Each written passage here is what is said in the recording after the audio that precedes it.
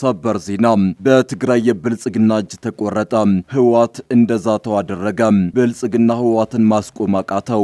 4 ኪሎ ላይ የታወጀው መፈንቅለ መንግስት ሲደመደም መቀሌ ክፉኛ እየተናወጠች ነው። ወዲህ ደግሞ የኢትዮጵያ መንግስት የህወሓት ቅጥረኛ ወታደሮች በምዕራብ አቅጣጫ ትንኮሳ እየፈጸሙ ነው የሚል ማስጠንቀቂያ የተሞላበት ክስ አሰምቷል። ከወዲያ መካከለኛው ምስራቅ ደግሞ ትራምፕ ኢራንን ከምድረ ገጽ ለማጥፋት ዝተዋል። ከመቀሌ እስከ ሞያሌ ከኮርሙክ እስከ ሆርሙዝ አስደንጋጭ ሰበር ዜናዎች ተሰምተዋል።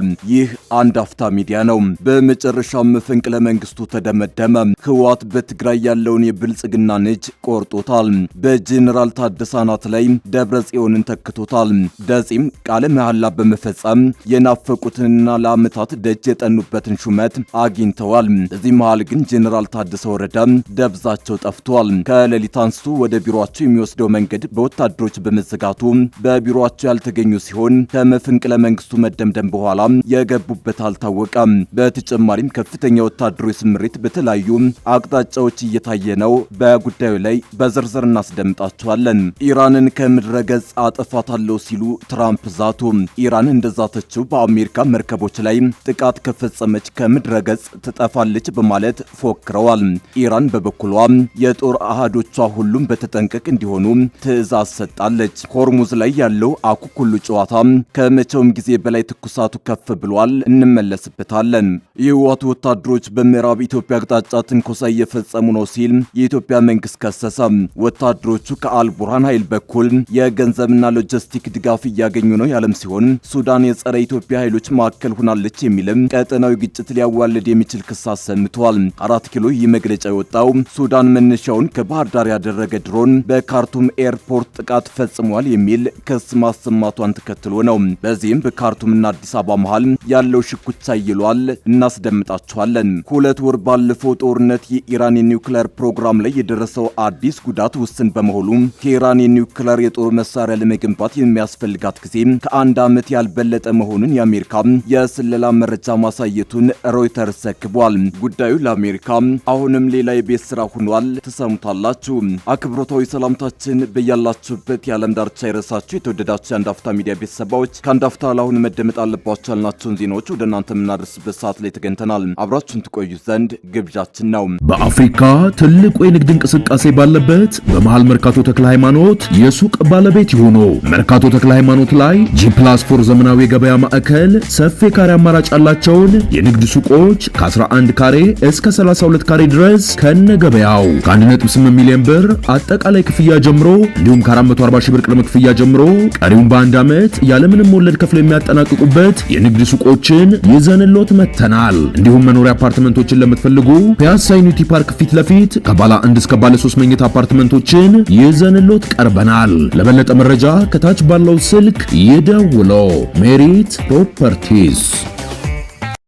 በመጨረሻም ከአብይ ጋር እልህ የተጋቡት ዶክተር ደብረጽዮን ገብረ ሚካኤል ወደ ስልጣን ተመልሰዋል። ትግራይም በመስቀለኛ መንገድ ላይ ቆማለች። በአብይና ደብረጽዮን መካከል ጊዜ መግዣ ሆነው የቆዩት ጀነራል ታደሰ ወረዳ የሆዳቸውን በተናዘዙ ማግስት የደጀን ቢሮአቸውን አስረክበዋል። ህወሓት በፕሪቶሪያው ዘላቂ ግጭት ማቆም ስምምነት መሰረት የተቋቋመውን የትግራይ ጊዜያዊ አስተዳደርን አፍርሶ የቀደመውን የራሱን አስተዳደር በይፋ ስራ አስጀምሯል። ከቅድመ 2013 ዓ.ም ጦርነት በፊት በተናጠል ክልላዊ ምርጫ ተቋቁሞ የነበረው የህወሓት ምክር ቤት ዛሬ ስራ ጀምሮ ደብረጽዮን ገብረ ሚካኤልን ፕሬዝዳንት አድርጎ መርጧል። በቅርቡ ስልጣናቸውን በጠቅላይ ሚኒስትር አብይ አህመድ የተራዘመላቸው ጀነራል ታደሰ ወረደ ከጨዋታው ውጭ ሆነዋል። በዚህም በህወሓትና በፌዴራል መንግስት መካከል የተፈጠረውን ውጥረት ከቀን ወደ ቀን እያየለ መጥቷል። በአሁኑ ወቅት መቀሌ ላይ ያለው ሁኔታ እጅግ ውጥረት የበዛበት ሲሆን ሁኔታው ትግራይን በመስቀለኛ መንገድ ላይ አቁሟል። በትግራይ ክልል ሲካሄድ የቆየው አስቸኳይ የምክር ቤት ስብሰባ ዶክተር ደብረጽዮን ገብረ ሚካኤልን የክልሉ ፕሬዝዳንት አድርጎ በይፋ መርጧል። ከዚሁ ታሪካዊ ውሳኔ ጋር ተያይዞ ላለፈው 1 ዓመት ገደማ ክልሉን ሲያስተዳድር የነበረው ጊዜያዊ አስተዳደር ሙሉ በሙሉ መፍረሱ ተረጋግጧል። በዛሬው ዕለት በይፋ ስራ የገባው የህወሓት ምክር ቤት ከደብረጽዮን ፕሬዝዳንትነት ሹመት በተጨማሪ አዳዲስ አፈ ጉባኤዎችን በመሰየም መደበኛ ስራውን ጀምሯል። ለ2 ዓመቱ ደም አፋሳሽ የእርስ በርስ ጦርነት ገፊ ምክንያት የነበረው የህወሓት የቀድሞ መንግስት መመለስ ከፍተኛ ስጋት ደቅኗል። ውሳኔው በፌዴራል መንግስቱና በህወሓት መካከል ዳግም ጦርነት የመቀስቀስ ዕድሉ ከፍተኛ መሆኑ እየተገለጸ ነው። የቀድሞ አስተዳደሩን የመለሰው የህወሓት ቡድን በቀጣይ ሊከተል የሚችለው አካሄድ በፌዴራል መንግስቱ ላይ ጥቃት መክፈት ሊሆን እንደሚችል እየተጠቆመ ነው። የፕሪቶሪያው ስምምነት ውጤት የሆነው ጊዜው አስተዳደር ፈርሶ በቀድሞ የህወሓት መንግስት የተተካው በትግራይና በፌዴራል መንግስት መካከል ግንኙነቱ በቆመበት ወቅት ነው። አሁን ላይ በመቀሌና አዲስ አበባ መካከል ቀረ የሚባል ሰላማዊ የግንኙነት መስመር አለመኖሩን ተከትሎ ጦርነት መቀስቀሱ አይቀሬ መሆኑ እየተገለጸ ነው። ህወሓት የቀድሞ አስተዳደሩን ለመመለስ የወሰነው የብልጽግና ስርዓት ነው ያለውን የጠቅላይ ሚኒስትር አብይ አህመድ አስተዳደርን ለማጥቃት መሆኑን አስቀድሞ ሲገልጽ ነበር። ከቀድሞ የህወሓት አስተዳደር መመለስ ጎን ለጎን በወታደራዊ ክንፉ በኩል መመከት የተሰኘ ሰፊ ዝግጅት እየተደረገ ነው። የመመከት ትግል ነው የተባለው ዝግጅት በህወሓት በኩል በተደጋጋሚ ፌዴራል መንግስት ዳግም በትግራይ ላይ አውጆታል የተባለውን ጥቃት ለመቀልበስ መሆኑ ሲገለጽ ነበር። በፖለቲካዊ ድርድር ልዩነታቸውን ማጥበብ የተሳናቸው ህወሓትና ፌዴራል መንግስት በአሁኑ ወቅት በየፊናቸው ወታደራዊ ዝግጅት እያደረጉ ነው። የፌዴራል መንግስት በትግራይ ክልል በድሮንና በጦር ጀት የታገዘ መጠነ ሰፊ ቅኝት እያደረገ ነው ተብሏል። ከሰሞኑ በድሮን ሲደረግ የነበረው ቅኝት በዛሬው ዕለት ህወሓት የቀድሞ ምክር ቤቱን ጠርቶ ስብሰባ በተቀመጠባት መቀሌ አየር ላይ የጦር ጀት ቅኝት ተደርጓል። ኢራን እንደዛተችው በአሜሪካ መርከቦች ላይ ጥቃት ከፈጸመች ከምድረ ገጽ ትጠፋለች ሲሉ ፕሬዚዳንት ዶናልድ ትራምፕ አስጠነቀቁ። ትራምፕ ከፎክስ ኒውስ ቴሌቪዥን ጋር ሰኞ ዕለት ባደረጉት ቃለ ምልልስ አሜሪካ ፕሮጀክት ፍሪደም በሚል በሆርሙዝ ወሽመጥ የሚተላለፉ መርከቦችን ለመጠበቅ በምትወስደው እርምጃ ወቅት በመርከቦቿ ላይ ጥቃት ከተፈጸመ ኢራን ከምድረ ገጽ ትጠፋለች ሲሉ ዝተዋል። ፕሬዚዳንቱ ጨምረው በድርድሩ ሂደት ኢራን የበለጠ ልፍስፍስ እየሆነች እንደሆነና የሀገራቸው ሰራዊትም ከኢራን የተሻለ ወታደራዊ አቅም እንዳለው ተናግረዋል። ይህ የትራምፕ ቃለ ምልልስ የተሰማው የአሜሪካ ኃይሎች የሆርሙዝ ወሽመጥን ለማስከፈት እየወሰዱት ባለው እርምጃ 7 የኢራን ትንንሽ ጀልባዎችን መምታታቸውን በማህበራዊ ሚዲያ ገጻቸው ካሳወቁ በኋላ ነው። በተጨማሪም አሜሪካ የኢራንን ድሮኖችና ሚሳኤሎችን መትታ መጣሏን አስታውቃለች።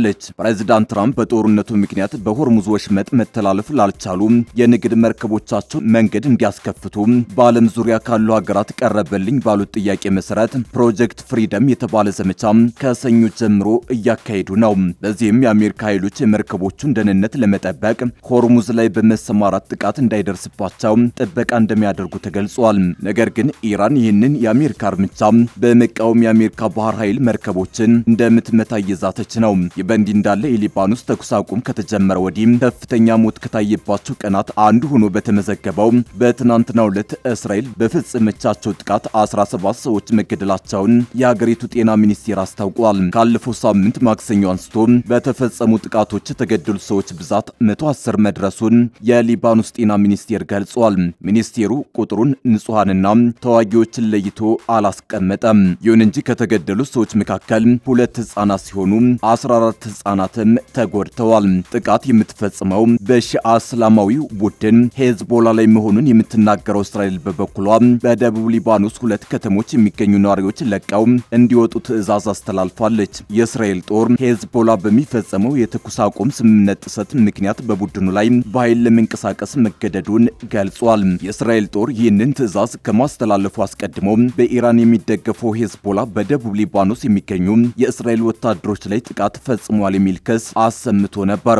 ሄዝቦላ ስለ ክሱ አስተያየት አልሰጠም። ባለፈው አንድ ሳምንት ውስጥ 17 ወታደሮች እንደተገደሉባት የምትናገረው እስራኤል ሄዝቦላ በመቶዎች የሚቆጠሩ ሮኬቶችና ድሮኖችን እንዳስወነጨፈ በመጥቀስ ትከሳለች። ሄዝቦላ እስራኤልና ሊባኖስ የደረሱበት የተኩስ አቁም ስምምነት ፈራሚ አካል አይደለም።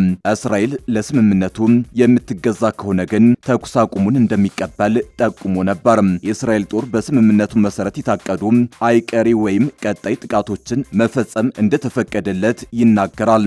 የሊባኖስ ባለስልጣናት ስምምነቱ በዚሁ መልኩ መተርጎሙን የሚቃወሙ ሲሆን እስራኤል በተደጋጋሚ የተኩስ አቁሙን ጥሳለች የሚል ክስ ያቀርባሉ።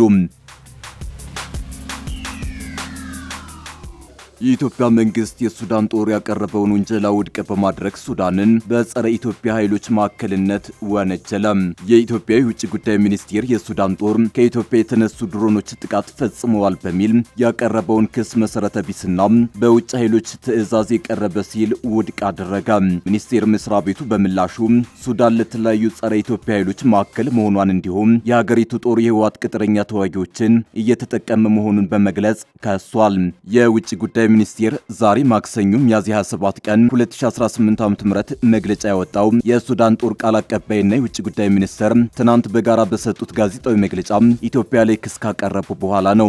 የሱዳን ጦር ከኢትዮጵያ ባህር ዳር ከተማ የተነሳ ድሮን በትናንትናው ዕለት የካርቱም ዓለም አቀፍ አየር ማረፊያ ላይ ጥቃት አድርሷል የሚል ክስ አቅርቧል።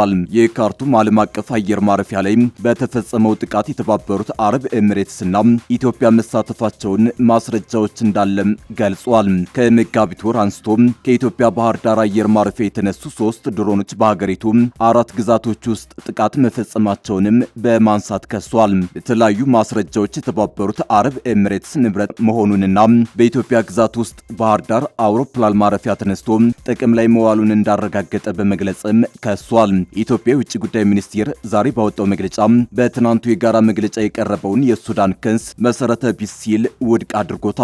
ይልቁንም ሁለቱ ሀገራት መካከል ላለው የወንድማማችነት ግንኙነት እውቅና ሲል የሀገሪቱ ጦር የሚፈጽማቸውን ድርጊቶች ይፋ ከማድረግ መቆጠቡን ገልጿል። የኢትዮጵያ መንግስት በሱዳን የእርስ በርስ ጦርነት ውስጥ ባሉ ጠብ ፈላጊ አካላት በኢትዮጵያ የግዛት አንድነትና ብሔራዊ ደህንነት ላይ የተፈጸሙ ከባድ ጥሰቶች ይፋ ከማድረግ መቆጠቡን በመግለጫው አስፍሯል። ውጭ ጉዳይ ሚኒስቴር ተፈጽመዋል በሚል ከጠቀሳቸው ጥሰቶች አንዱ ከህወሓት ቅጥረኛ ተዋጊዎች ጋር የተገናኘ ነው።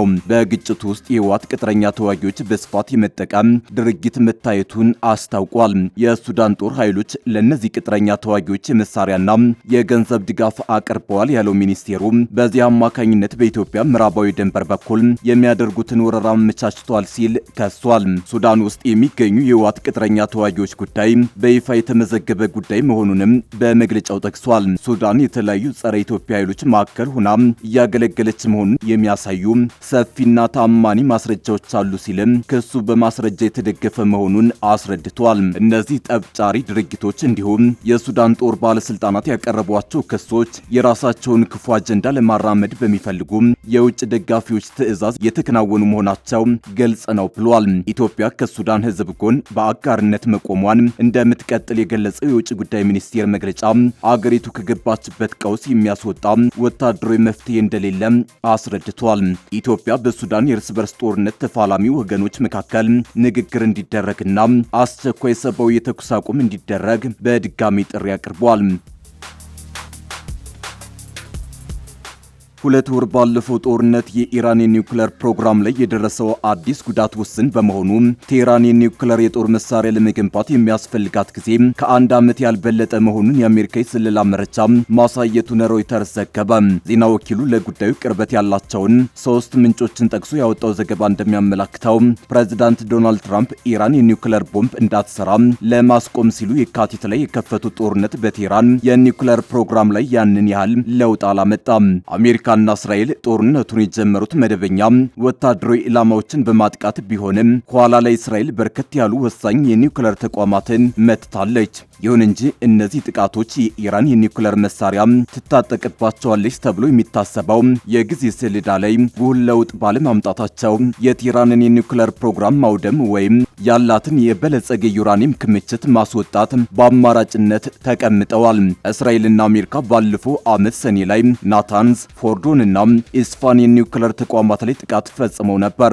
ሮይተርስ የጠቀሰው የአሜሪካ የስለላ መረጃ እንደሚያሳየው እነዚህ ጥቃቶች ኢራንን የኒውክሌር መሳሪያ ለመታጠቅ የሚያስፈልጋት ጊዜ የገፉት ከ9 ወር እስከ 1 ዓመት ለሚደርስ ጊዜ ብቻ ነው። በባለፈው ዓመት ጥቃት ስራ ላይ የነበሩት 3 የማበልጸጊያ ተቋማት ቢመቱም የተባበሩት መንግስታት የኒውክሌር ተቆጣጣሪ ተቋም 440 ኪሎ ግራም የሚደርሰው የኢራን 60 በመቶ የበለጸገ ዩራኒየም የት እንደሚገኝ ማረጋገጥ ማረጋገጥ አልቻለም። ግማሽ ያህሉ በኢስፋን የኒውክሌር ምርምር ተቋም የምድር ስር ይገኛሉ ተብሎ እንደሚታመን ዜና ወኪሉ ጠቅሷል። የአሜሪካና ኢራን ባካሄዱት ድርድር ስምምነት ላይ እንዳይደርሱ ካደረጓቸው ጉዳዮች ዋነኛው የቴህራን የኒውክሌር ፕሮግራም ነው። ፕሬዚዳንት ትራምፕ ኢራን የኒውክሌር መሳሪያ እንድትታጠቅ እንደማይፈቅዱ ተናግረዋል። የኒውክሌር ፕሮግራሟ ለሰላማዊ ዓላማ የሚል እንደሆነ የምትገልጸው ኢራን በበኩሏ ዩራኒየም የማበልጸግ መብቷ እውቅና እንዲሰጠው የሚጠይቅ የስምምነት ሐሳብ ማቅረቧ ተዘግቧል።